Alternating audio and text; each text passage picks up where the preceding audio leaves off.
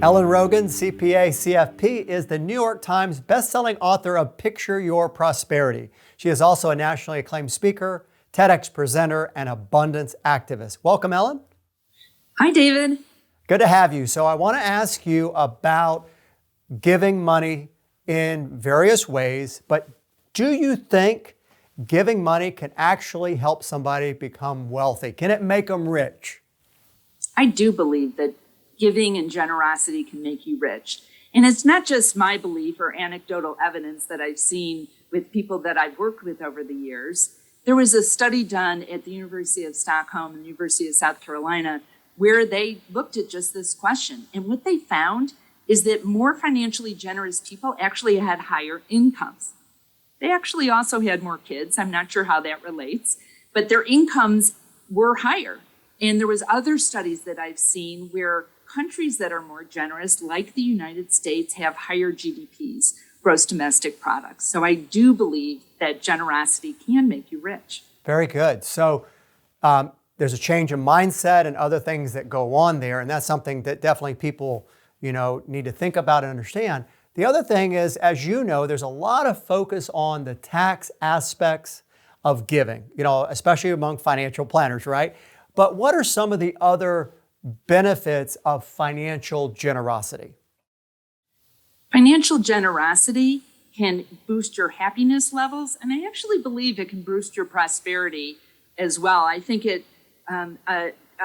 attitude of generosity precedes seeing prosperity. A lot of times people think, oh, when I have more money, I'll give.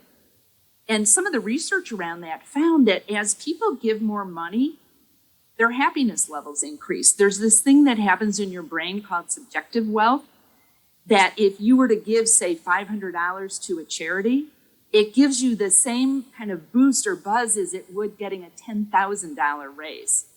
So it can boost your happiness levels. It also is a great way to share some of your values with your children.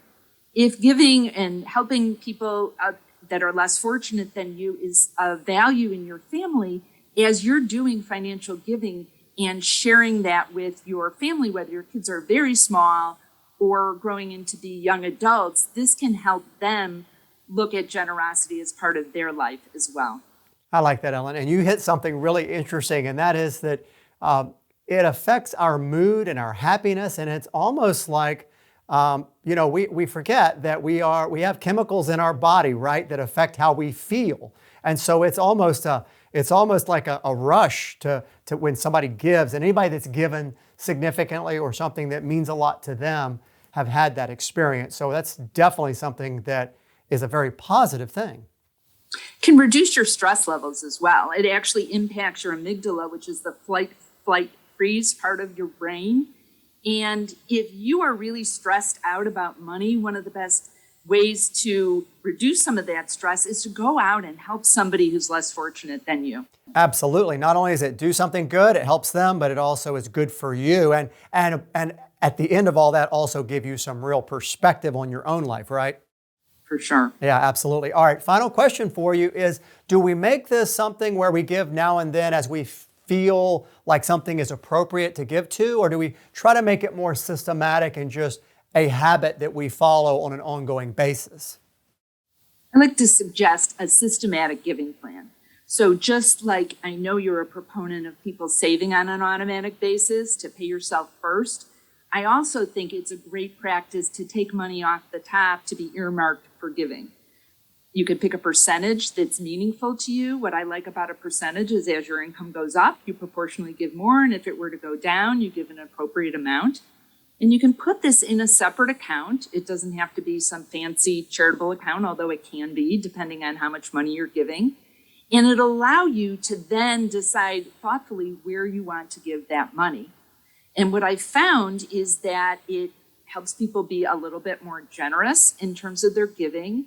And it feels better giving money out of this account that's already been earmarked for giving than necessarily charging it or writing checks out of your account. There's something about separating that process that feels much more like a gift than an obligation. Well, and in being involved with that as a systematic ongoing process, you can take on this idea or feeling of being a steward and somebody who's really kind of overseeing this. And there's a lot of feel good there, Ellen, and I love that kind of concept. Ellen Rogin, thank you so much for being with us. We appreciate you joining us. My pleasure.